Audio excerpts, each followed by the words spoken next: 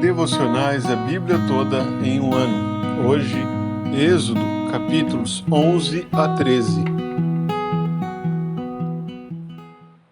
A passagem de Êxodo, capítulos 11 a 13, tem um tema em comum. Esses capítulos tratam sobre a última praga e a saída do povo de Israel do Egito. Podemos dizer que no capítulo 11, Moisés profetiza tudo o que aconteceria em seguida. No capítulo 11, essa curta passagem apontam para todos os eventos que vão se seguir nos capítulos 12 e 13. O Senhor anuncia a 10ª praga, anuncia a morte dos primogênitos, o clamor que se levantaria em todo o Egito e o próprio pedido dos oficiais de Faraó para que os israelitas fossem embora, a fim de que o Egito não mais sofresse por conta da permanência do povo hebreu no meio deles. O clamor de Deus para que o povo fosse liberto estava prestes a ser atendido pelos egípcios. O capítulo 12 serve como uma preparação para a saída do povo de Israel do Egito. Ali, o Senhor institui a Páscoa e também a festa dos pães asmos. A Páscoa seria celebrada no dia da 10ª praga, na noite em que o Senhor passaria sobre a terra do Egito.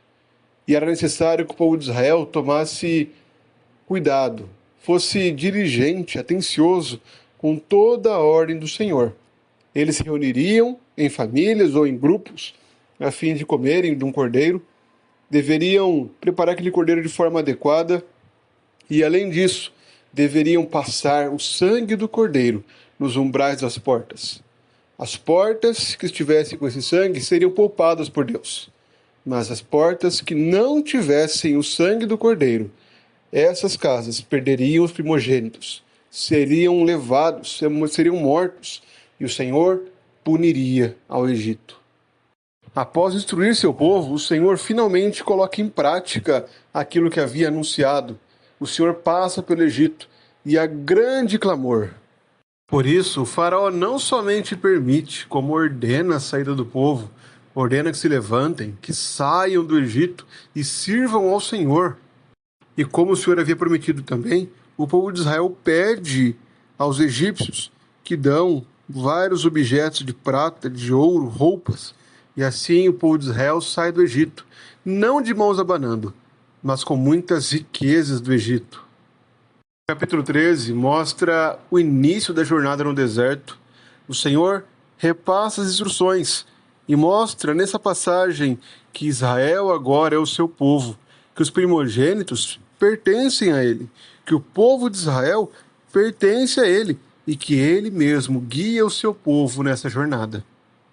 Essa passagem visava ensinar os primeiros leitores, os israelitas que estavam no deserto, que eles eram propriedade de Deus, que Deus os havia libertado do Egito, os havia instruído para que abandonassem completamente o Egito.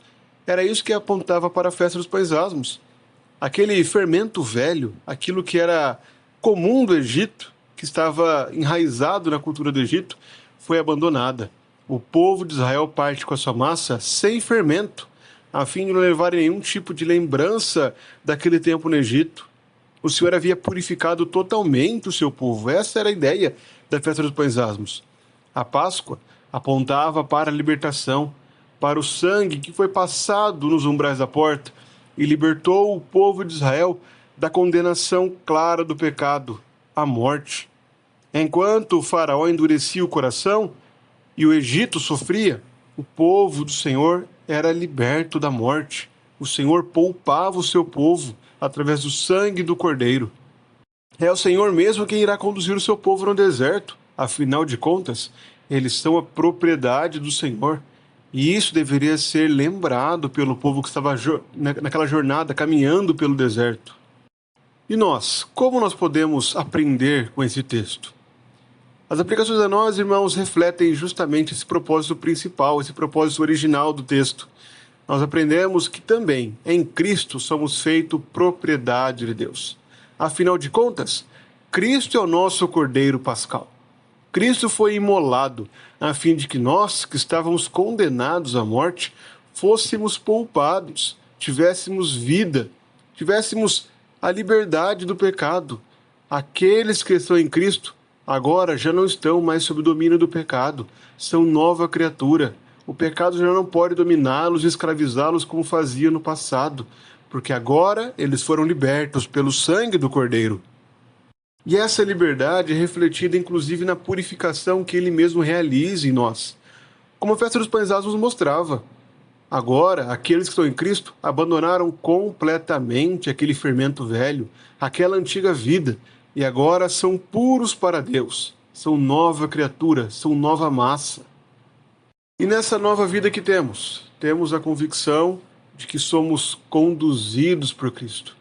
Assim como o Senhor conduziu o povo de Israel no deserto, assim também nós somos conduzidos por Cristo.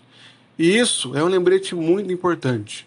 Saiba que independente daquilo que passamos, os tempos bons, os tempos maus, os tempos de alegria e de tristeza, todos eles estão sob o controle do nosso guia. Cristo é aquele que nos conduz nos tempos bons e nos tempos maus, nos dias alegres e nos dias tristes.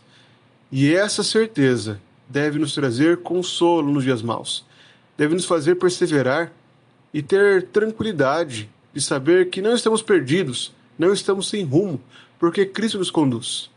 Ao mesmo tempo, deve trazer gratidão, pois os dias bons são um sinal da graça de Deus, são também uma bênção que Cristo concede ao seu povo. Portanto, independente do que passemos, por onde temos peregrinado, saibamos que Cristo é nosso guia, que Ele nos comprou com seu sangue, que agora nos fez sua propriedade, um povo puro, um povo santo, para a sua glória.